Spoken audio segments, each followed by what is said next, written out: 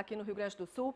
Então, de olho na tela, a gente coloca aí a atualização. Hoje nós temos 1.256 casos confirmados no Rio Grande do Sul, 430 em Porto Alegre, 824 casos em outras 128 cidades e contabilizamos hoje 45 mortes. Só ontem foram confirmadas 7 mortes por coronavírus aqui no estado. 4 delas em Passo Fundo, 2 em Porto Alegre e uma morte em Lajeado. Então, esse total de vítimas subiu para 45, como a gente mostrou aí a atualização. Nesse mapinha aqui, a gente vai olhar de onde são essas 45 pessoas que morreram vítimas da Covid-19. Então, você está vendo os pontinhos amarelos no mapa, são os municípios que têm uma morte registrada. Tio Hugo, Encruzilhada, Cidreira, Arroio do Sal, Vacaria, Ivoti, Serafina Correia, Garibaldi, Alvorada, Gravataí, Canoas, São Leopoldo e Marau tem uma morte registrada a cada município. Com 2 mortes, Novo Hamburgo e Venâncio Aires. Com 3 mortes, Lajeado. Porto Alegre é a cidade que tem o maior número de mortes, são 14, mas Passo Fundo, olha só, chama a atenção, Passo Fundo está com 11 mortes. 11 é o número de vítimas por lá. E justamente Passo Fundo está entre as rotas de disseminação do coronavírus. Tem um estudo que foi feito pela Universidade Federal de Pelotas que mostrou que a rota primária foi a BR-116, ligando as regiões metropolitanas de Porto Alegre e Caxias do Sul, e aí facilitando, né, a dispersão do vírus. A BR-386 se conecta a essa rota primária. Ainda hoje a gente vai falar mais da situação específica lá de Passo Fundo. E o rigor no isolamento social, bem no começo da pandemia, ajudou a evitar a proliferação mais rápida do coronavírus, como acontece em outros estados. E também ajudou a frear o crescimento acelerado de casos graves de Covid-19 nos hospitais aqui do Rio Grande do Sul. Uma pesquisa também feita pela Universidade Federal de Pelotas está ajudando a mapear a situação em cada região aqui do estado. O Ministério da Saúde deve levar esses exemplos para outras partes do país e quem conta mais para a gente é a Natália Fruê. O secretário de Vigilância do Ministério da Saúde, Wanderson de Oliveira, afirmou nesta segunda-feira aqui em Brasília que a pesquisa feita pela Universidade Federal de Pelotas sobre o coronavírus mostra que a prevalência da circulação aí no estado do novo vírus, ela é bem menor do que em outros estados como São Paulo e Rio de Janeiro. Segundo ele, isso mostra que as medidas de isolamento, elas colaboraram para que não houvesse uma propagação acelerada do coronavírus. Essa pesquisa está sendo feita pela Universidade Federal de Pelotas em 4 etapas e 9 cidades gaúchas. O secretário de Vigilância do Ministério, ele lembrou que essa pesquisa agora vai ser estendida para outras regiões do país, para 133 municípios. Os dados preliminares que foram iniciados no Rio Grande do Sul demonstraram uma prevalência muito baixa, ainda é de menor de 0,1%. Isso demonstrando que a doença ainda não está circulando, o vírus não está circulando tão intensamente como está circulando em outras regiões do Brasil. Eu creio que nós teremos informações muito boas ao longo das próximas semanas. E Porto Alegre vai ampliar o número de testes para a Covid-19 esta semana.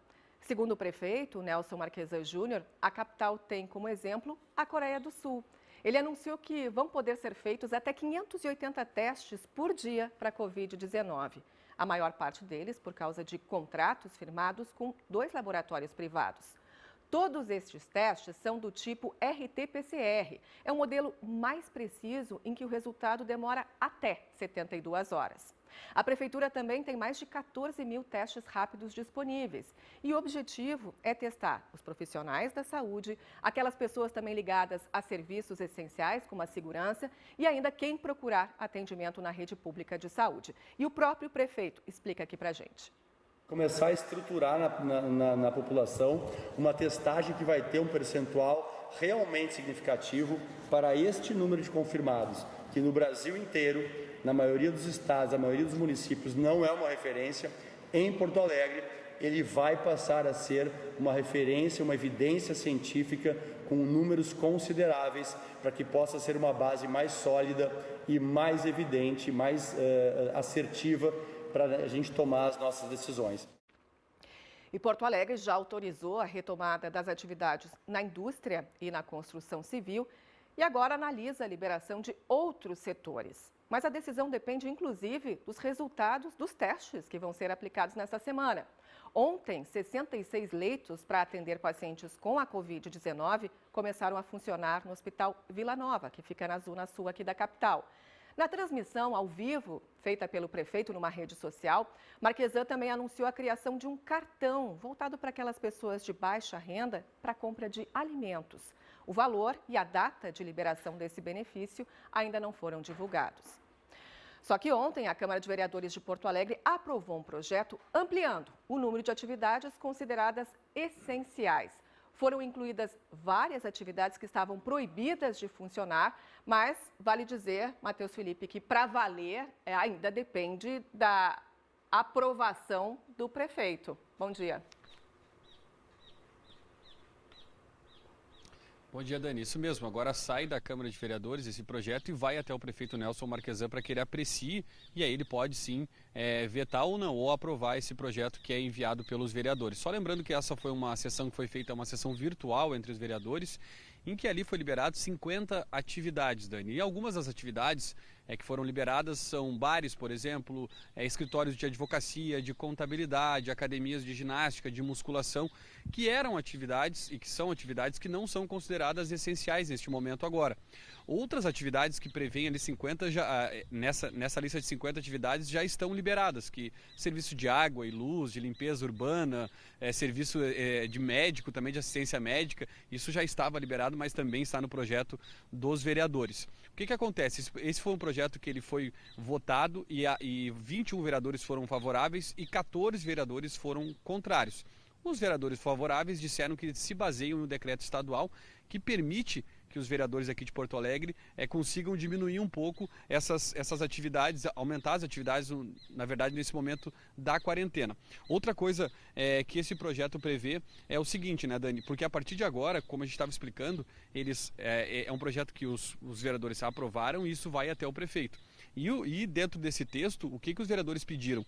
Que o município ele inclua depois e comece a emitir relatórios diários sobre relatórios semanais sobre políticas públicas e também o impacto econômico e social e também informações sobre os leitos de UTI. O que acontece aqui para frente, tá? Vai para o vereador ou para o prefeito Nelson Marquesan, ele aprova ou não. Se ele não aprovar o projeto, ele volta para a Câmara e vai ser apreciado novamente. E aí os vereadores têm a possibilidade de derrubar o veto. Em resumo de tudo, o que acontece? Quem vai decidir se o prefeito Nelson Marquesan vetar, são os vereadores, é o Legislativo que decide isso numa nova apreciação deste projeto. Bom, Matheus Felipe, eu vou fazer o seguinte, vamos colocar o Daniel Escola nessa nossa conversa aqui para a gente entender melhor, porque sem dúvida, né, é um projeto polêmico, Escola, porque inclui aí vários serviços que a gente se questiona se realmente são essenciais nesse momento, Escola.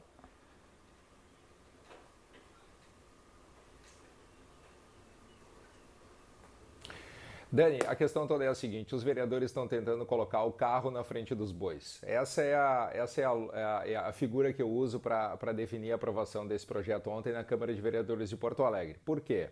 Porque quem está tocando a estratégia de combate ao coronavírus aqui em Porto Alegre, com base em dados científicos, dados técnicos, tudo sendo olhado 24 horas por dia, 7 dias por semana, por técnicos, pesquisadores, pessoas que estão à frente dessa estratégia, é a Prefeitura de Porto Alegre. E essa estratégia nos colocou aqui na capital gaúcha, já falamos ontem, falamos na semana passada, colocou Porto Alegre numa posição privilegiada em matéria de combate a esse novo coronavírus. Por que privilegiada? Porque aqui nós temos menos casos do que em outras capitais brasileiras com o mesmo perfil de Porto Alegre.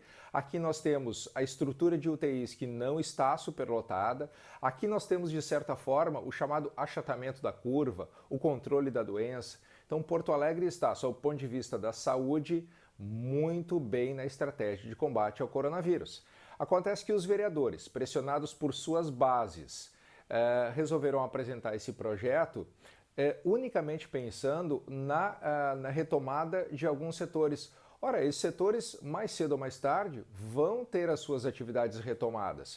O que os vereadores querem é atravessar ou se atravessar na estratégia da Prefeitura de Porto Alegre, que, repito, até agora vem funcionando muito bem. Não faz sentido agora um projeto aprovado na Câmara de Vereadores estragar toda uma estratégia que foi concebida ao longo dos últimos 60 dias, que tem sido vitoriosa, que tem sido vencedora, que tem sido eficiente, esse projeto atrapalhar isso agora. Bom, o prefeito pode sancionar ou não, ao que tudo indica, ele vai vetar esse projeto, ele não vai sancionar essa matéria. O que acontece? Ele tem 15 dias de prazo, desde que a matéria saia da Câmara de Vereadores e vá até a Prefeitura. O prefeito tem 2 semanas, depois devolve à Câmara de Vereadores e a Câmara de Vereadores aprecia. Em 15 dias, provavelmente nós teremos outras atividades aqui liberadas em Porto Alegre. Há uma tendência. Por quê? Porque os nossos números são, de certa forma, confortáveis. Tem gente morrendo, tem gente sendo infectada, a doença é muito séria, mas os nossos números, repito, aqui são confortáveis. Eu vou dar um exemplo. Uma cidade de Santa Catarina que resolveu liberar há 2 semanas as atividades comerciais e praticamente tudo é vida normal, lá em Blumenau. O que aconteceu em Blumenau? De uma hora para outra o número de casos saltou, a curva foi lá em cima. De um dia para o outro na semana passada houve um aumento de 56% no número de novos infectados. Ou seja, aglomeração de pessoas, concentração, pessoas saindo de casa sem proteção alguma, isso não funcionou. Vamos deixar na mão de quem realmente está fazendo funcionar a estratégia aqui em Porto Alegre, e nesse caso é a Prefeitura. E não se trata de defender um político em detrimento do outro, não é isso. A estratégia aqui em Porto Alegre está funcionando e é a estratégia da Prefeitura, Dani.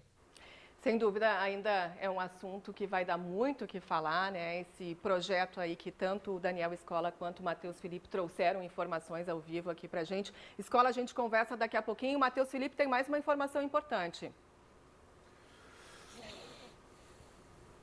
Temos sim, viu, Dani? Primeiro que a Procuradoria-Geral do município aqui não se manifestou ainda sobre esse assunto e o prefeito Nelson Marquesan ele tem 15 dias para apreciar. Quem quiser mais detalhes dessas 50 atividades é só colocar o celular, a câmera aqui no QR Code, que lá na matéria do G1 tem todos os detalhes sobre esse assunto. Muito bem, muito obrigada aqui aos dois. A gente volta a conversar ainda hoje. Agora não dá para deixar de reparar também nesse amanhecer lindo, esse céu cores bonito, lindas, né? Que está alaranjado atrás aí do Matheus Felipe. Olha só, Olha o privilégio que daqueles que acordam cedo, 6h32 agora, olha só. Esse é o amanhecer na capital dos gaúchos. Hoje parte do estado, Simone, vai ter que andar os gaúchos andar com guarda-chuva e Galocha, outra parte, talvez. Outra parte vai ter o sol predominando. É o caso da capital nessa manhã. A gente está com o estado bem dividido, metade norte com tempo aberto, temperaturas até mais altas, metade sul já começa o dia com tempo instável e pode ter muita chuva nessa manhã, principalmente. Já choveu de madrugada em alguns municípios do sul e da campanha. Falando nessa região, vamos dar uma olhadinha em como está o tempo em Pelotas, bem diferente da capital, né? Tempo fechado, a temperatura está em 17 graus, tem chuva a qualquer hora, o vento está forte também, está passando dos 45 km por hora na região de Pelotas. Só que não é só Pelotas que tem chuva numa área maior do estado. A gente já mostra para você as informações da rede de meteorologia da aeronáutica, começando primeiro só com o que os radares estão captando, e eles estão mostrando dessa faixa entre Bagé, Pelotas, Rio Grande, todo o sul do estado e um pedacinho do Uruguai, com chuva nesse momento. Esses pontos aqui amarelados mais no meio indicam que tem uma instabilidade um pouquinho mais forte nessa área agora. Nos outros pontos pode ser só um pouco de chuva, de nuvens. Agora eu vou colocar também, além dos radares, a imagem de satélite. E aí a gente vê que o que está vindo do Uruguai e da Argentina é muito mais do que o que a gente está tendo agora. Por isso que tem até alerta para temporal em toda a fronteira com o Uruguai, chegando inclusive à fronteira oeste, parte da fronteira com a Argentina. E agora a gente coloca o mapa da SOMAR com a previsão do volume de chuva só para hoje. Bastante em toda essa faixa de fronteira que eu falei que tem alerta para temporal, porque o alerta diz que vai ter um volume alto mesmo de chuva, passando dos 30 milímetros no sul, chegando a quase 40 na média dos municípios da região da campanha e passando dos 30 na média dos municípios da fronteira oeste também. A região, essa faixa mais central do estado, pode ter um pouco de instabilidade, mas não chega a acumular muito. Tem possibilidade de chuva no litoral norte também, mas nem chega a indicar aqui no mapa, porque é uma chuva muito baixa mesmo. E mesmo que uma parte do estado tenha a previsão de chuva e outra parte ainda não tenha, a gente tem que comemorar é que chegou a 330 o número de municípios em situação de emergência por causa da estiagem que começou lá na primavera. A gente já falou de alguns fenômenos que estão acontecendo por causa da estiagem. Na sexta passada, aqui no Bom Dia, a gente destacou, por exemplo, a salinização da Lagoa dos Patos. E agora mostramos para você as imagens da lagoa no sul do estado. Elas foram gravadas nesse domingo em São Lourenço do Sul.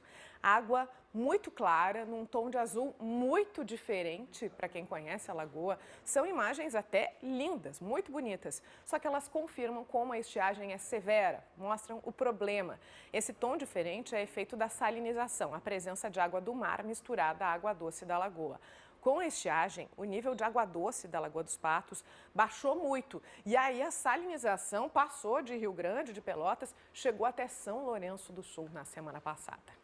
Bom, do sul do estado a gente vai direto até um outro ponto que a Simone citou, aí na previsão do tempo, a região norte do estado. Nádia Estrade está com a gente conversando ao vivo de Erechim. É porque a falta de chuva, e hoje é mais um dia sem chuva por lá, pode levar ao racionamento de água e já nos próximos dias, Nádia, bom dia. É isso, Simone. Bom dia para ti, para Dani, para todos que nos acompanham. A situação por aqui é bem preocupante e se a população não souber economizar água, a gente pode sim ter racionamento nos próximos dias.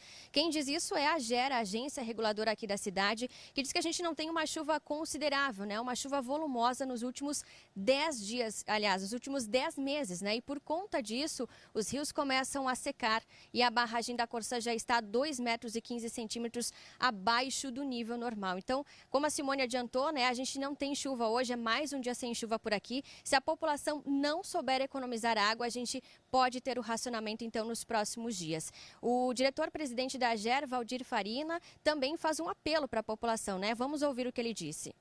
Isso é muito preocupante. Nós, então, pedimos encarecidamente à população de Erechim para que faça a economia de água, porque senão nós vamos ficar sem. E a previsão de chuva não é das melhores, porque nós já viemos há 10 meses com chuvas abaixo da média. Então, com a previsão de que só daqui a um mês vai ter chuva forte, então nós vamos ficar sem água.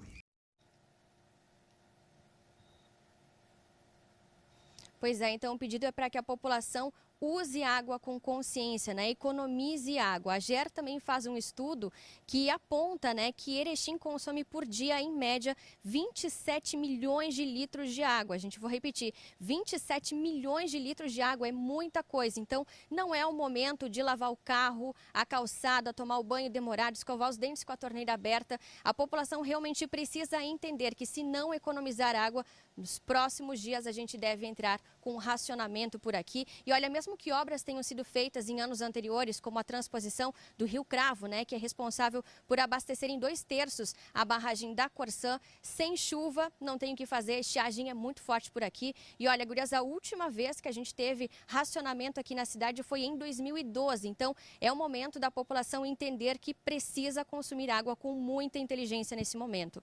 Volto com vocês no estúdio. Precisa mesmo, e se não é pela consciência, em alguns municípios é pelo bolso. Tem cidade que já decretou, estabeleceu multa até para quem desperdiça água. Inclusive, a gente vai falar ainda hoje sobre uma dessas cidades. Obrigada, Nádia. Bom dia. Boa terça-feira para todo mundo aí no norte do estado.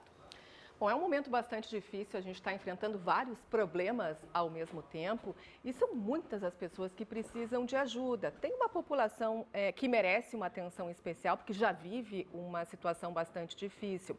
As instituições que prestam auxílio aos imigrantes e refugiados aqui no Rio Grande do Sul estão com ainda mais dificuldades durante essa pandemia do coronavírus. Faltam até cestas básicas para garantir a alimentação dos estrangeiros e a Cristine Galiza mostra essa situação agora para a gente aqui no Bom Dia. Eles vieram para o Brasil em busca de condições melhores de vida. Para muitos, o sonho que ainda nem tinha sido alcançado foi interrompido pela pandemia do coronavírus.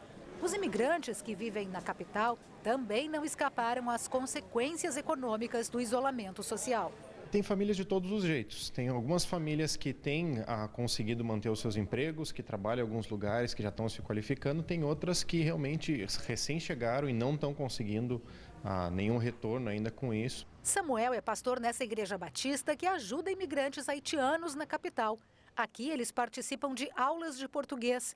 Mas com a crise e sem empregos, passaram a depender de doações de alimentos. E as cestas básicas recolhidas com a ajuda dos próprios membros da igreja já não são suficientes para ajudar tanta gente. A gente percebe, não só com eles, mas com várias outras instituições também, né? Eles têm uma grande necessidade, principalmente alimentícia, do sustento, do básico. Elke é uma das voluntárias nesse trabalho e nos conta sobre a situação de Kamsuzi. A haitiana está há 2 anos no Brasil. Era auxiliar de serviços gerais em uma loja da capital que fechou por causa do isolamento social. Não chegou a ser demitida, mas como não foi trabalhar, parou de receber o salário. Piorou porque justamente esse de fazer um bico dificultou bastante.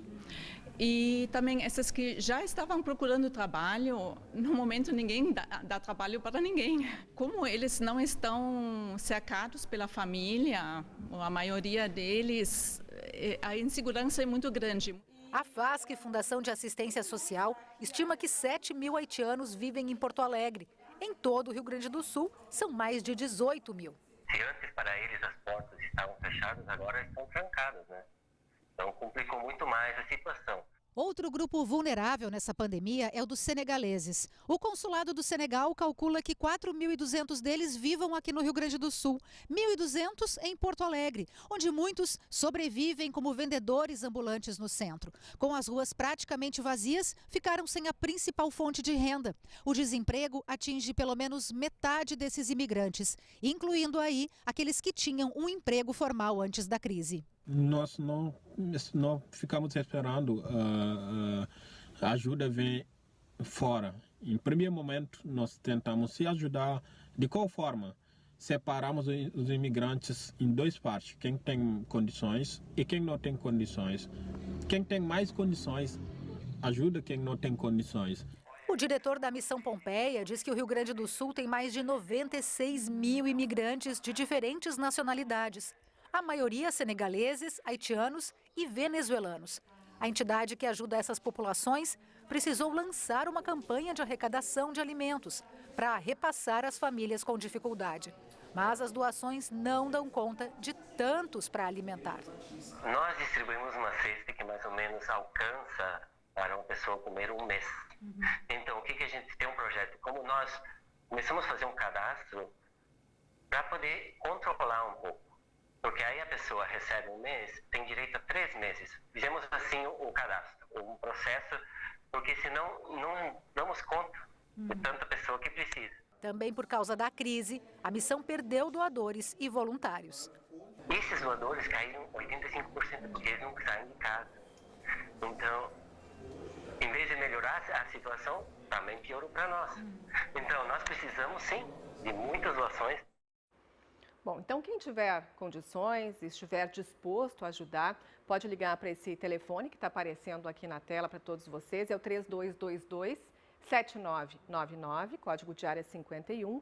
E quem quiser também doar alimentos para a Missão Pompeia, pode agendar através desse outro número, que é um número de WhatsApp, é o 98450-9153, também código de área 51.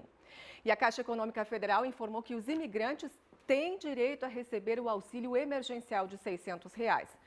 Mas tem algumas exigências. Eles precisam ter o CPF regularizado e também atender os critérios estabelecidos pelo Ministério da Cidadania, que são ter mais de 18 anos, não pode também ter um emprego formal ativo, não receber benefícios como aposentadoria, pensão ou benefício de prestação continuada.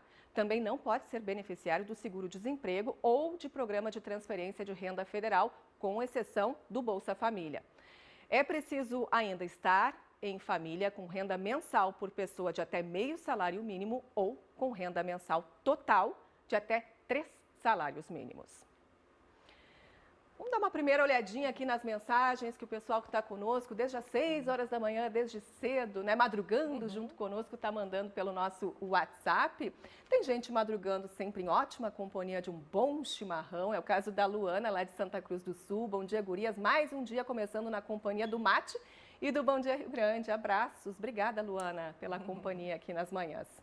Tem gente que já tem muito trabalho pela frente e não pode parar, né? O Flávio mandou uma foto pra gente da colheita de arroz orgânico em Nova Santa Rita.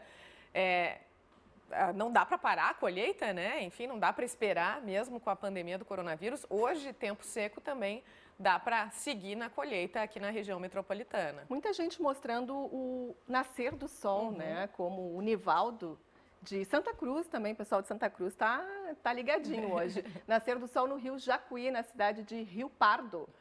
Lindo. Tem mais uma imagem bonita, dessas que são um privilégio de quem levanta cedinho, como a Dani fala, né? Bom dia de sol no Cristo Redentor, Zona Norte de Porto Alegre, hashtag Fique em Casa, Maria Helena Viegas. Lindas as cores do céu, Maria Helena. Tá bonito hoje mesmo, né? Lá em cima, Simone, tem a mensagem da Mari de Passo Fundo, que acorda cedo para assistir o Bom Dia Rio Grande e deixou aí a mensagem, quem puder, fique em casa. Acorda também com um amigo fiel ao lado. Muito bom, Mari. Obrigada aí. Vocês sigam participando aqui do Bom Dia, vocês sabem que é super importante a tua mensagem, a tua foto, a tua participação é fundamental para fazer o Bom Dia junto conosco. Nosso convite agora é para fazer uma pausa bem rapidinha, para servir mais um chimarrão aí, para pegar uma xícara de café. Em seguida a gente volta para falar da nova tabela horária da Transurb, informação importante para quem é da região metropolitana, Samuel Vettori. É verdade, Dani. Os trens estão circulando em um número maior, mais viagens, menos intervalos entre os trens, o que significa que as pessoas vão ficar menos tempo nas estações. Volto daqui a pouquinho em detalhe tudo isso. Até logo, Samuel. Tem destaque em seguida também para quem pega ônibus em Porto Alegre. A partir de hoje, quem não estiver usando máscara não vai poder embarcar. Isso mesmo, né, Natália King?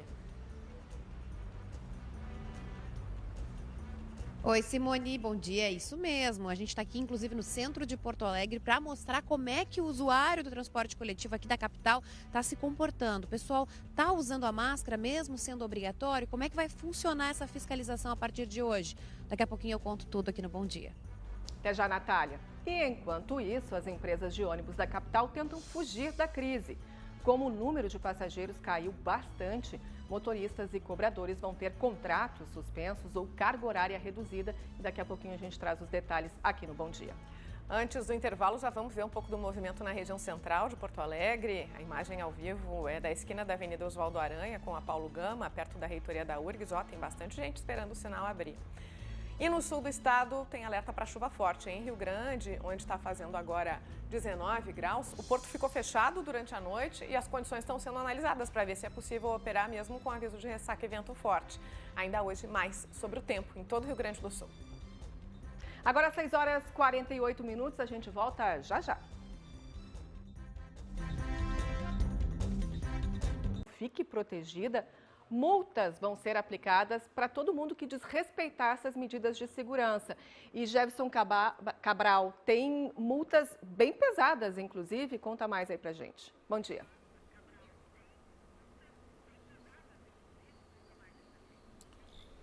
Bom dia, Dani. Bom dia a todos. Pois é, aqui em Alegrete as multas variam de R$ 91 até R$ 18 mil.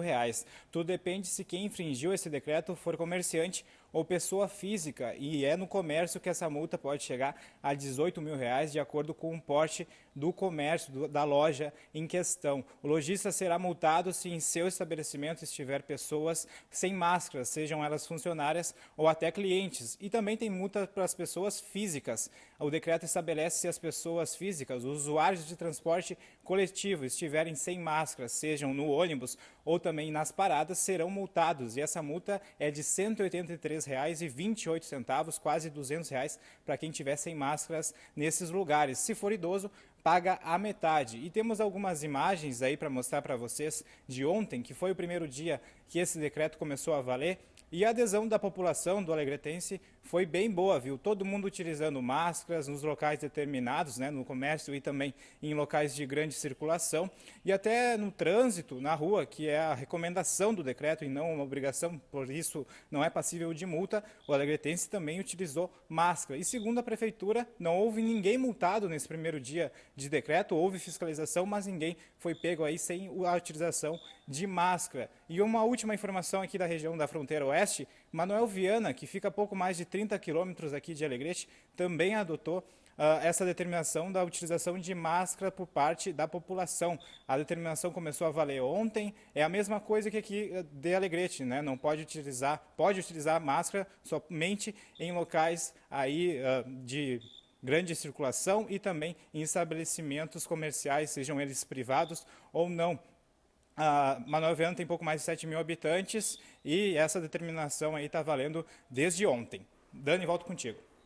Pois é, o uso de máscaras, ele é fundamental, né? Em qualquer situação, o bom é só tirar quando chegar em casa. Obrigada pelas informações. E aqui em Porto Alegre, a Prefeitura também, Simone, está apertando o cerco aí para todo mundo que não usa a máscara, né? Porque depois de tornar obrigatório o uso de máscaras no transporte público aqui de Porto Alegre, a Prefeitura agora vai barrar o embarque de quem não estiver usando a máscara. A partir de hoje está valendo isso. A Natália King está acompanhando a movimentação nas ruas. O pessoal está protegido, especialmente quem vai pegar ônibus, Natália? Oi, gurias, bom dia. Olha, eu tô aqui agora no centro de Porto Alegre e o que eu vejo andando aqui na volta é que sim, todo mundo tá de máscara, a maioria das pessoas pelo menos. E ó, a gente tá mostrando para vocês agora a parada de ônibus, tá todo mundo de máscara já esperando aí o coletivo. 6 dias depois, né, da publicação do decreto aqui em Porto Alegre que obrigava o uso de máscaras na capital, então, a partir de hoje, será de fato fiscalizado. Antes tinha uma certa flexibilidade, segundo a Prefeitura, já para o pessoal ir se acostumando. Mas a partir de hoje, não tem jeito. Então, os cobradores, os motoristas, eles também estão orientados a barrar qualquer pessoa que vá subir no ônibus sem máscaras. E, inclusive, segundo a EPTC, também vai acontecer fiscalização dos agentes aqui no centro de Porto Alegre, tá? Nas paradas do centro e também nas linhas que fazem esse trajeto. Olha, o decreto da Prefeitura que obrigou o uso de máscaras também flexibilizou, vamos lembrar, né? Flexibilizou aí o número de pessoas em pé dentro do coletivo. São 10 em ônibus comuns, em 15 e 15 em ônibus, né, aqueles maiores. Bom, tem uma observação importante. Quem quiser fazer alguma denúncia, quem quiser fazer alguma reclamação sobre o uso de máscaras aqui no transporte coletivo, pode ligar para o 118. O número é o 118. E mais, gente, uma coisa muito importante também que a Prefeitura disse, que a IPTC disse, não importa o tipo de máscara. A Prefeitura não está cobrando nenhum tipo de máscara para o pessoal que está ali agora, ó, entrando no coletivo, usar. Pode ser qualquer tipo, de TNT, de algodão. O que importa é que você se proteja e proteja também quem vai estar próximo de você. Agora a gente está pegando ali, ó, vou mostrar, ó, tem gente descendo do ônibus sem máscara, ó. O pessoal ainda, claro, está começando hoje, acho que o pessoal ainda está se adaptando, talvez os motoristas e os cobradores ainda estão conversando com as pessoas, mas então você que está saindo de casa daqui a pouco, não esqueça, gente, vai pegar o ônibus aqui em Porto Alegre, bota a máscara, se proteja e proteja quem vai estar ao seu lado dentro do coletivo. Gurias, volto com vocês aí no estúdio. E o pessoal que embarcou nesse ônibus que a gente viu também se espalhou bem dentro do veículo, né? Tá mantendo o distanciamento mesmo usando máscara, que bom. Além disso, continuam reduzidos os números de linhas em circulação, né, Natália? Especialmente no começo dessa semana teve uma redução grande, né? Isso mesmo, Simone. Inclusive, a gente tem, né, na página do G1RS, um link, né? Você é só aproximar aí o seu celular, a câmera do seu celular, baixa o aplicativo. Tem o QR Code aí na tela, que vai direto para a página aí do G1RS, que contabiliza ali, atualiza todas as linhas de ônibus que estão atuando de fato agora aqui em Porto Alegre. G1.com.br/RS, a gente vai mantendo sempre atualizado o que está acontecendo no transporte. Obrigada, Natália. Obrigada, Nathalie. Realmente é uma série de linhas, né, que foram reduzidas e essa redução é uma forma de evitar ainda mais prejuízos, já que o número de passageiros caiu muito. Desde o início da quarentena já vinha caindo, né, há um bom tempo. Mesmo assim, a partir dessa semana, 3 mil motoristas e cobradores passam a ter contrato suspenso ou também redução na jornada de trabalho. Léo Sabala Júnior traz os detalhes. Todos os dias, a Prefeitura de Porto Alegre e as empresas de ônibus definem uma tabela diferente de horários. Para quem não pode ficar em casa o tempo todo e depende do transporte coletivo, é um transtorno. A oferta de ônibus está em 50% da capacidade. O número de passageiros diminuiu cerca de 70%. E como aqui em Porto Alegre o sistema depende exclusivamente da tarifa para sua remuneração, o reflexo disso é uma receita muito menor que o custo verificado nesses dias. As empresas privadas de ônibus de Porto Alegre alegam que o prejuízo já é de aproximadamente 50 milhões de reais desde o começo das medidas de isolamento aqui na capital. Tanto a Prefeitura como a ATP, Associação dos Transportadores de Passageiros, avisam que pode haver um colapso no transporte coletivo da cidade. O engenheiro da ATP, Antônio Augusto Lovato, diz que as empresas privadas de ônibus sequer conseguem garantir o pagamento dos salários no dia 5 de maio e que 3.000 funcionários do total de 6.500 passam a partir desta semana a ter o contrato suspenso ou redução na carga horária, conforme prevê a MP 936. A gente espera ou uma ajuda federal, estadual ou municipal, que possa garantir um atendimento mínimo do sistema de transporte coletivo de Porto Alegre para as próximas semanas. A Prefeitura de Porto Alegre informa que não tem dinheiro para ajudar. Um pedido de socorro elaborado pelo Fórum Nacional dos Secretários de Mobilidade Urbana de todo o país já foi enviado ao governo federal. Essa medida poderia beneficiar ao mesmo tempo as empresas de ônibus e pessoas que perderam o emprego. Funcionaria assim: o governo federal compraria antecipadamente passes de ônibus das empresas que seriam repassados a pessoas que ficaram sem emprego.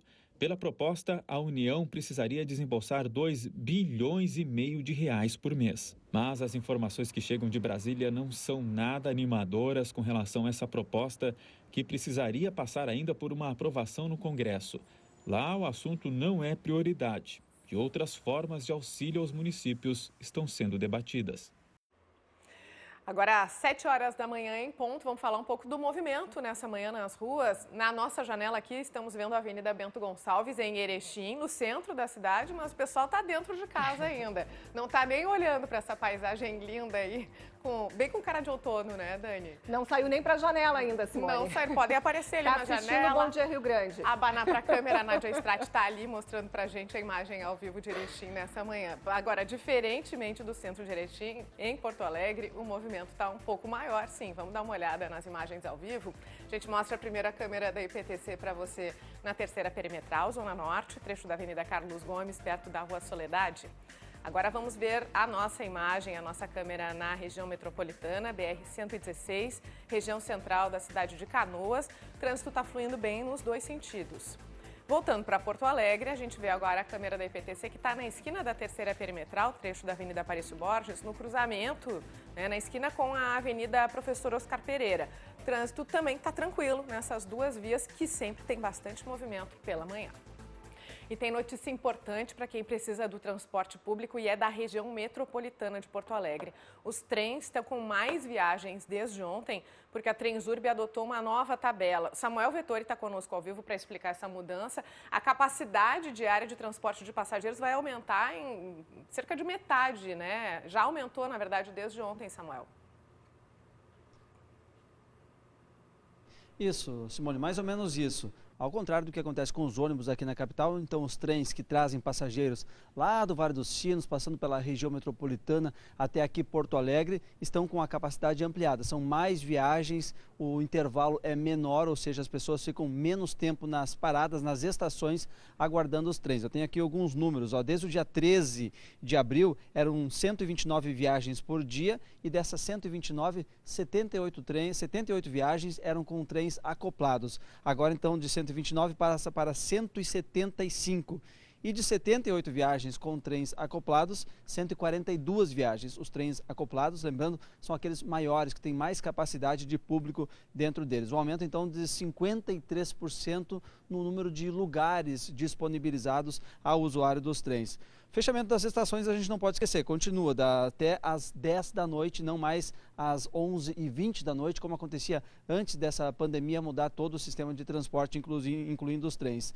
Na sexta-feira, os trens transportaram da região dos Sinos até a Metropolitana e Porto Alegre 47 mil passageiros. São 157 mil transportados regularmente, isso antes da pandemia também, né? Então, o número já aumentou, porque se a gente comparar lá com o dia que menos transportou, depois que ocorreram todas essas restrições, que foi no dia 26 de março, foram 27 mil passageiros. Então, de 27 mil lá em 26 de março, passou para 47 mil na última sexta-feira. Eles perceberam, então, que está tendo um aumento na demanda no Transurb, a direção percebeu isso e está aumentando, então, o número de trens disponibilizados aí para a população. Lembrando que na capital, a construção civil, voltou a operar em horário reduzido, é verdade, mas já está operando, então tem mais trabalhadores circulando pelas ruas, muitos deles vêm da região metropolitana da capital e é visando aí a garantir o transporte para todo mundo que precisa trabalhar, que precisa sair de casa, que os trens então estão passando em intervalos menores já nas estações. Gurias. Como o Samuel bem destacou, tem algumas atividades que estão sendo retomadas, tem pessoas que estão precisando mesmo sair de casa e aí que bom que tem mais oferta de transporte. Obrigada, Samuel. Obrigada, Samuel. E olha, falando em trânsito, né, com o pessoal saindo menos de casa, dá para aproveitar o tempo maior e estudar. A IPTC, a Empresa Pública de Transporte e Circulação aqui de Porto Alegre, está oferecendo cursos de ensino à distância. É tudo online e tudo de graça. Então, são 6 disciplinas, incluindo aí direção defensiva e como pedalar com segurança. Esses cursos têm de 10 a 20 horas de duração e se você quiser saber como se inscrever, é só acessar o G1RS ou apontar o teu celular para o códigozinho que está aparecendo ali no canto da tela. Ele vai te levar para onde tem todas as informações que você precisa. Notícia agora do sul do estado, Rio Grande ganhou um caminhão para reforçar o combate ao coronavírus. O que é esse caminhão? É uma unidade móvel da Agência de Desenvolvimento e Recursos Assistenciais que vai estacionar naqueles bairros mais pobres da cidade, que tem mais gente precisando. E que serviços esse caminhão, essa unidade móvel, vai levar até essas pessoas, Augustine Tim? Bom dia. Bom dia, Dani, bom dia a todos. Então, essa unidade móvel faz atendimento em situações, em lugares que vivem alguma situação de catástrofe, alguma situação emergencial. Inclusive, esteve em Brumadinho, na situação que teve do rompimento da barragem e agora está fazendo o atendimento durante a pandemia. A gente tem imagens aí para mostrar para vocês desse caminhão, como é que ele funciona. Essa é a única unidade móvel emergencial em atendimento em todo o país. E Rio Grande é a primeira cidade do interior a receber esse caminhão para atendimento durante a pandemia. Conta com uma estrutura muito legal e muito prática. Tem uma cozinha industrial que tem uma capacidade para fazer até 2.000 refeições por dia. Tem uma lavanderia que tem capacidade para lavar e secar quase meia tonelada de roupa e tem também um consultório para atendimento psicológico.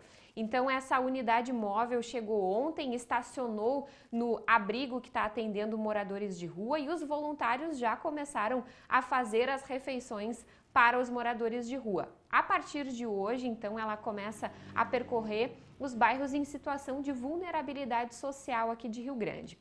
A gente tem uma fala aí do Cristiano, que foi um dos responsáveis, junto com a prefeitura, por trazer essa unidade móvel aqui para Rio Grande. Vamos ouvir. Ela encontra-se no momento aqui no abrigo municipal, no centro de eventos, e estará atuando de maneira itinerante nos bairros. Nós estaremos fazendo todo um cronograma, percorrendo a cidade durante 20 dias, onde estaremos oferecendo 2.000 refeições, até 2.000 refeições por dia, lavando e secando roupas, até meia tonelada de roupas, e também dando atendimento médico ou psicológico através do consultório que encontra-se na carreta.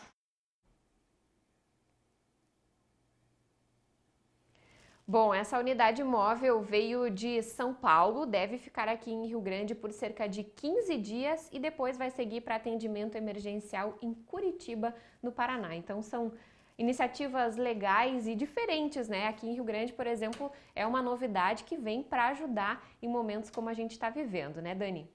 Sem dúvida, e que bom que a gente pode trazer e contar aqui essas várias iniciativas que estão vindo para ajudar nesse momento em que muita gente, em que muitos setores realmente precisam de ajuda. Obrigada, Augustine. A gente traz notícias do Sul ainda hoje e muitas ações como essa que a Augustine nos contou tem como foco também quem está na linha de frente dessa luta, os profissionais da saúde.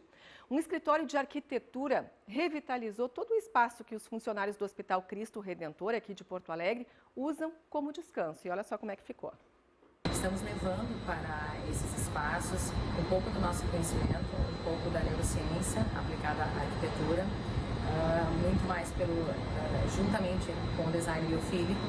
A gente trouxe todo esse conceito do design biofílico para esses espaços, trazendo um pouco mais de alegria, um pouco mais de amor, um pouco mais de aconchego a esses profissionais da saúde que tanto estão precisando, que merecem esse nosso carinho e essa nossa união nesse momento. Vi que era um local bem escuro e degradado que precisava de cor e vida, e tive a ideia de fazer um coração sagrado devido ao nome do hospital, Cristo Redentor, bem florido, bem cheio de vida, para alegrar, né, o dia a dia de todos os profissionais da saúde que estão nessa luta diariamente, nessa pandemia, e precisam, né, de ser valorizados cada vez mais.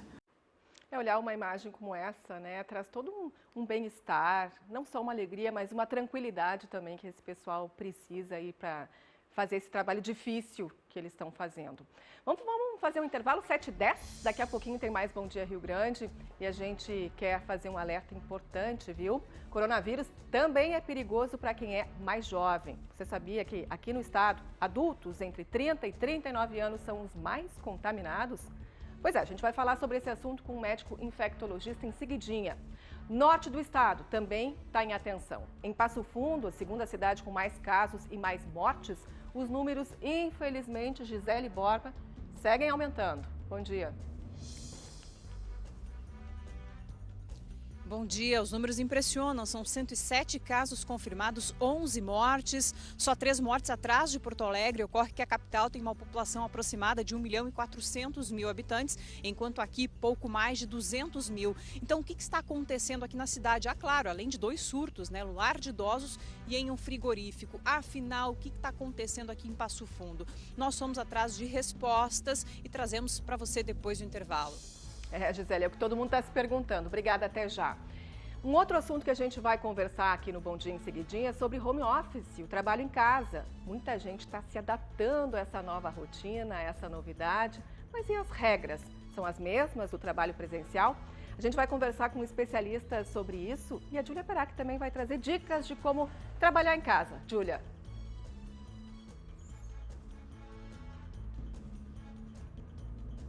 Pois é, não é fácil, mas é necessário e tem algumas dicas que podem ajudar a gente nessa empreitada que é trabalhar de casa. Por exemplo, você está trabalhando de pijama, olha, melhor não, tá? Essas e várias outras dicas, e também vou te contar como é que eu trabalho aqui da minha casa, a gente confere depois do intervalo. Então tá, até logo, Júlia. Vamos agora abrir nossa janela para conferir como está essa manhã em mais uma região, a Serra Gaúcha. Hoje é um dia de tempo firme e olha que imagem linda que tem em Caxias do Sul. 17 graus é a temperatura nesse momento. Em Porto Alegre está 21 graus agora, o movimento está aumentando nas ruas. A gente mostra para você a Avenida Protásio Alves, trecho perto da Rua São Mateus, na zona leste da cidade. A gente volta já já e logo depois do intervalo tem um resumo do que já foi notícia hoje aqui no Bom Dia.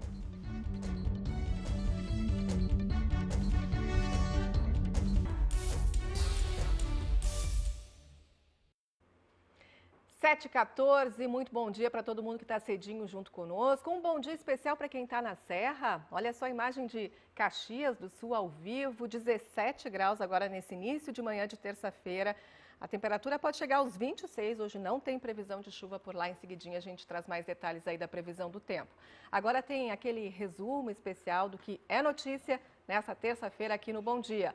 A capital teve 4 incêndios nessa madrugada, 2 no bairro Menino Deus e outros 2 nos bairros Sarandi e Restinga. Um morador chegou a saltar da janela para fugir das chamas, mas ninguém ficou ferido. Por causa da falta de chuva, Erechim pode adotar o racionamento de água já nos próximos dias. 281 municípios já declararam situação de emergência em função da estiagem aqui no estado. A gente falou ainda da Covid-19 no Rio Grande do Sul, são 1.256 casos da doença. Só ontem foram confirmadas 7 mortes, 4 em Passo Fundo, 2 na capital e 1 em Lajeado. E o total de vítimas subiu para 45. A gente mostrou também que as linhas de ônibus estão reduzidas para evitar mais prejuízos das empresas. Mesmo assim, 3.000 motoristas e cobradores vão ter os contratos suspensos ou as jornadas de trabalho reduzidas em Porto Alegre. E quem não estiver usando máscaras vai ser proibido de entrar no transporte coletivo. Natália King. É isso mesmo, Dani. Vale a partir de hoje, então, motoristas e cobradores estão autorizados pela prefeitura a impedir a entrada de pessoas. Inclusive, Simone, eu estava prestando atenção depois que tu falaste que as pessoas realmente elas estão evitando se aglomerar quando entram no ônibus. Fica um pouquinho atrás, outros no meio, também alguns na frente. O pessoal está tendo essa consciência. E eu queria falar um pouquinho mais também sobre essa mudança na tabela do transporte coletivo, viu? Então, desde ontem, na verdade, já houve uma redução nas linhas, tá? São 28 linhas que foram suspensas e 138 linhas aqui de Porto Alegre que tiveram mudanças aí naquele horário de entre picos, sabe? E no horário de movimento houve reforço das 5 da manhã às 9 horas da manhã e das 4 da tarde às 7 horas da noite. Segundo a EPTC, porque houve, de fato, uma redução aí, né, nos passageiros, cerca aí de 72%. Gurias. Obrigada, Natália. E o repórter Matheus Felipe falou sobre a aprovação de um projeto de lei na Câmara de Vereadores aqui de Porto Alegre que amplia os serviços considerados essenciais na capital. Matheus. É isso mesmo, Dani. São 50 serviços que foram descritos ali pelos vereadores nesse projeto. Essa aprovação agora ela vai ser levada até o prefeito Nelson Marquesan, que pode sancionar o projeto ou pode vetar. Se o prefeito vetar, volta o projeto para a Câmara e aí os vereadores fazem esta última análise deste projeto que já está dividindo opinião e gerando polêmica aqui em Porto Alegre. Obrigada, Matheus Felipe. Ainda sobre a pandemia, quando a gente fala em coronavírus, todo mundo se preocupa direto com os grupos de risco, com razão, né? Os idosos, os doentes crônicos, aquelas pessoas com doenças respiratórias. Mas quando a gente vai olhar com atenção o número de casos, a gente vai ver, olha só, que a maioria dos casos confirmados é das pessoas mais jovens, que tem aí entre 30 e 39 anos. Olha só da faixa entre 20 e 29 anos, 141 casos, né? Apesar da gente ter tido um número de mortes muito menor, porque a taxa de mortalidade entre os mais jovens realmente é menor. As pessoas na faixa de 40 a 49 anos são 251 casos e 2 mortes, né? Ou seja, observando, analisando todos esses dados dessas pessoas que estão entre os grupos mais jovens, são quase metade dos casos confirmados aqui no Rio Grande do Sul. A gente vai ouvir agora a Camila, ela tem 32 anos, ela foi diagnosticada com Covid-19 e está recuperada, mas passou muitas dificuldades.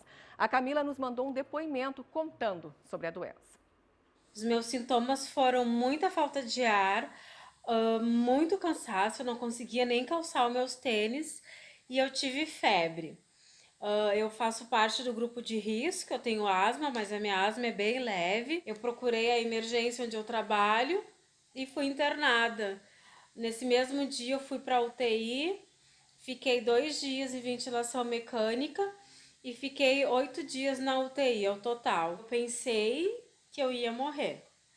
Quando o médico me disse que ia ter que me entubar, eu pensei, bom, é agora. A recuperação ela é bem difícil, eu sentia muita dor na minha cabeça, nas minhas costas, falta de ar ainda um pouco, cansaço. Mas assim, graças a Deus estou bem, estou super bem, já estou em casa faz um tempinho, quase 100%, isso tudo eu sei que vai passar, é só a gente ter muita fé e muita esperança. É isso, que a Camila se recupere logo, a gente deseja muita saúde. Agora, é um depoimento impactante, né? Um sofrimento. Imagina, 8 dias na UTI, uma pessoa com 32 anos e o único agravante que ela tem é a asma, que inclusive é um problema comum. Então fica aqui o alerta, todo mundo tem que se cuidar porque o risco de contaminação é alto e muitas pessoas mais jovens estão sim sendo infectadas. A gente vai conversar sobre esse assunto com o médico infectologista André Luiz Machado, do Hospital Conceição, aqui de Porto Alegre. Bom dia, doutor. Obrigada aqui pela participação no Bom Dia Rio Grande. Por que os jovens estão se contaminando mais? Porque eles têm menos medo? Porque eles estão saindo mais? Por quê? Bom dia a todos. De fato, o Rio Grande do Sul chama atenção por esse número expressivo de casos confirmados de coronavírus na faixa etária abaixo dos 39 anos. Há diversos fatores que devem ser levantados para explicar essa característica de infecção nessa faixa etária, mas sim, um deles é a mobilidade, são pessoas que acabam se mobilizando mais. A gente tem visto ao longo desses últimos 10 dias um relaxamento no isolamento social e principalmente dessa faixa etária. e isso acaba, então, expondo essa população ao vírus, e é um vírus extremamente infectante, e eles acabam, então, preenchendo um grupo de indivíduos que vem se contaminando. A nossa boa notícia em relação a essa faixa etária, abaixo dos 39 anos, é que ainda não temos nenhum óbito, né? E 15% dessa população com menos de 39 anos vai evoluir para formas graves da doença, como é o caso da Camila, com necessidade de internação e muitas vezes com necessidade de suporte ventilatório em unidades de tratamento intensivo. Doutor, é normal essas pessoas mais jovens não apresentarem sintomas? É normal porque são pessoas que têm uma característica fisiológica que as favorece, a maioria não tem comorbidades, então eles têm uma boa reserva respiratória. Muitas vezes os sintomas iniciais da síndrome gripal eles podem passar desapercebidos e é uma faixa etária, então, que os sintomas, quando surgem, eles já vão e são perceptíveis a essas pessoas nas situações onde a doença ela toma, então, uma característica de gravidade. Mas é normal, sim, essa faixa etária não perceber os sintomas precocemente, bem como não apresentar sintomas tão característicos em função da performance desse grupo, né? São pessoas que têm mais saúde, que têm uma capacidade pulmonar melhor. Por isso é tão importante, né, manter o distanciamento social, porque são pessoas que podem estar contaminadas e não ter nenhum sintoma, nem saber que estão contaminadas. Agora, doutor, eu tenho acompanhado, assim, no resto do mundo, uma relação que está surgindo entre casos de gente mais jovem e alguns problemas neurológicos, como AVC, por exemplo. O que se sabe sobre isso?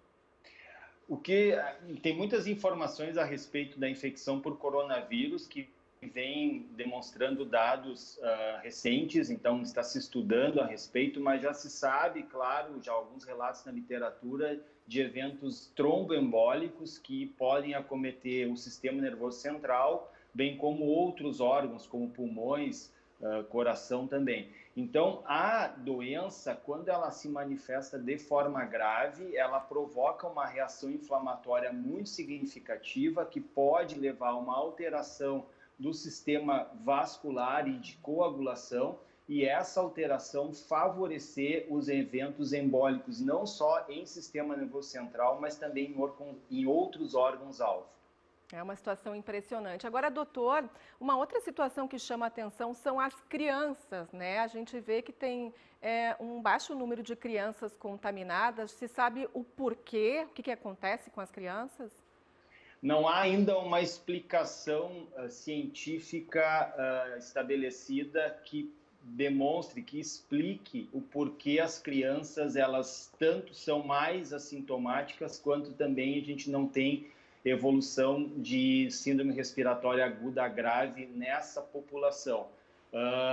O vírus ele parece não gostar muito de acometer as crianças de uma forma grave, mas não há uma explicação ainda bem estabelecida quanto a isso.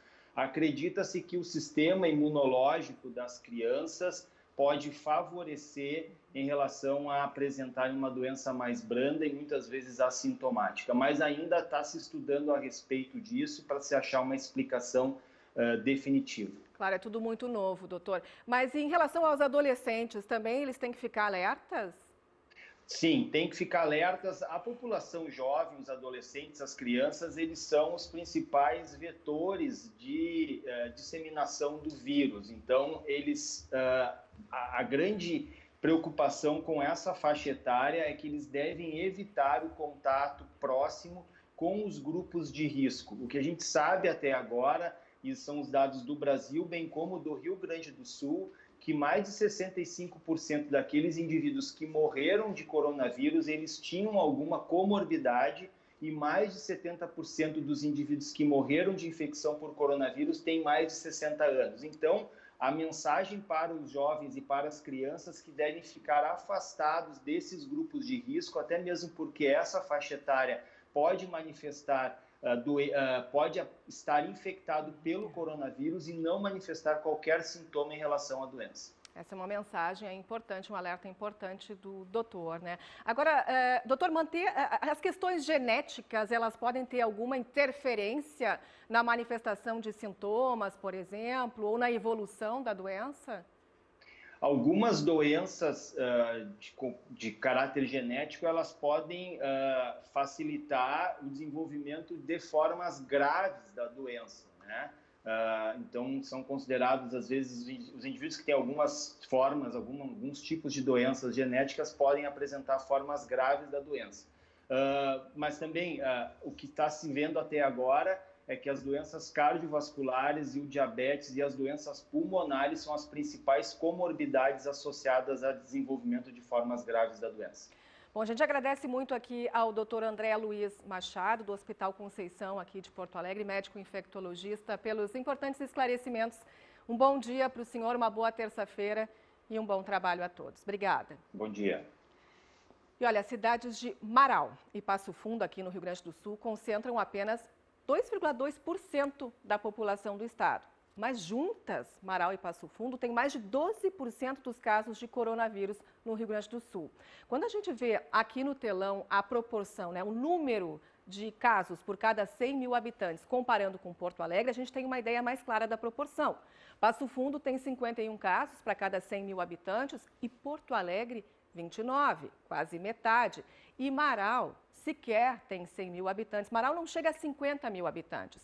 Quem está acompanhando de perto esse cenário na região norte, a repórter Gisele Borba, conversa conosco aqui mais uma vez, porque obviamente são números que chamam muito a atenção, que preocupam, e a Gisele tem dados mais detalhados, aí, tanto de Passo Fundo quanto de Marau, para mostrar para todo mundo que acompanha aqui o Bom Dia Rio Grande. Gisele.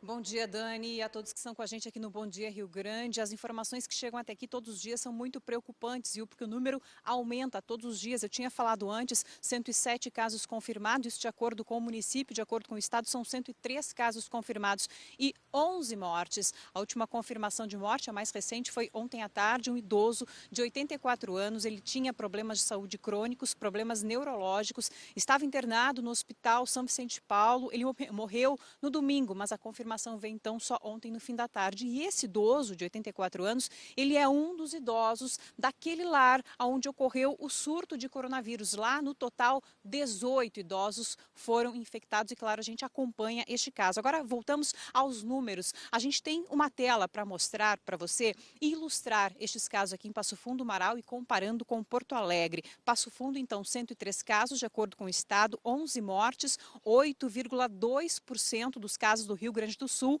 uma população aproximada de 202 mil habitantes. Marau, 49 casos, uma morte, 3,9% dos casos do Rio Grande do Sul, uma população aproximada de 42 mil habitantes. Porto Alegre, então, 430 casos, 14 mortes, 34,2% dos casos do Rio Grande do Sul.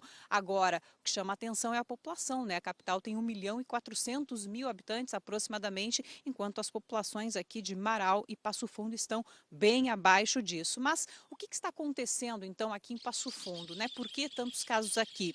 Tem algumas explicações. Uma delas, uma possibilidade, é que Passo Fundo é uma cidade polo, é polo regional, de saúde, de educação, de comércio, de serviços, atrai uma população diária de fora da cidade de aproximadamente 30 mil pessoas. Isso fora, né, dessa pandemia. Agora diminuiu bastante, mas muita gente trabalha aqui, vem ao comércio fazer compras, vem utilizar os serviços da cidade. Isso promove uma circulação bastante grande aqui em Passo Fundo de pessoas habitantes de outras cidades. Essa é uma possibilidade. Nós conversamos também com o médico infectologista aqui de Passo Fundo. Ele atuou na gripe H1N1 em 2009, na época 20 pessoas morreram só aqui de Passo Fundo, e ele agora acompanha também esta pandemia de coronavírus aqui na cidade. Vamos ouvir.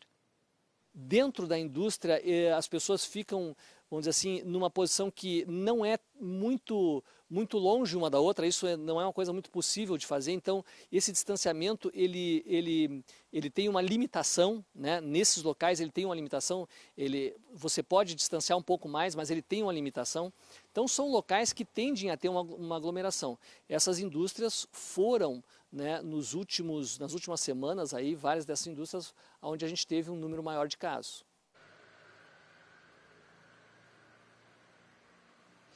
Eu falei no início de um surto em um lar de idosos, agora o médico mencionou esse surto em um frigorífico da JBS aqui em Passo Fundo. Segundo o Ministério Público do Trabalho, que apura dados das secretarias de Estado e também do município da Saúde, são 48 funcionários confirmados com a doença, 48 pessoas dentro de um estabelecimento, 27 por exames e 21 por critério epidemiológico, ou seja, quando a pessoa teve convívio com o surto, com um caso e apresenta os sintomas. Por outro lado, a JBS discorda, diz que são 29 casos confirmados, mesmo assim é um número bastante expressivo. Nós conversamos com Bruna Carolina de Quadros, ela que é auditora fiscal do trabalho, ela nos fala sobre essa situação da interdição do frigorífico.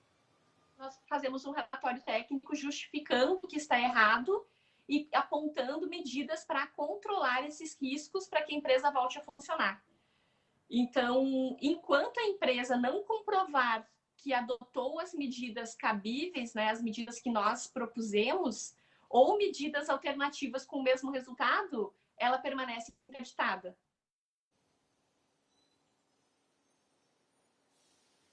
A direção da JBS informa que atende a 100% do protocolo que é definido pela Secretaria do Trabalho, ligada ao Ministério da Economia para o setor frigorífico. Dani. Bom, obrigada, Gisele, trazendo aí em detalhes a situação da região norte do estado, né, especialmente lá de Passo Fundo. É uma situação preocupante, a gente já vem conversando aqui nos últimos dias no Bom Dia Rio Grande, inclusive com o Daniel Escola, que volta a falar conosco aí justamente sobre essa situação de Passo Fundo, Escola.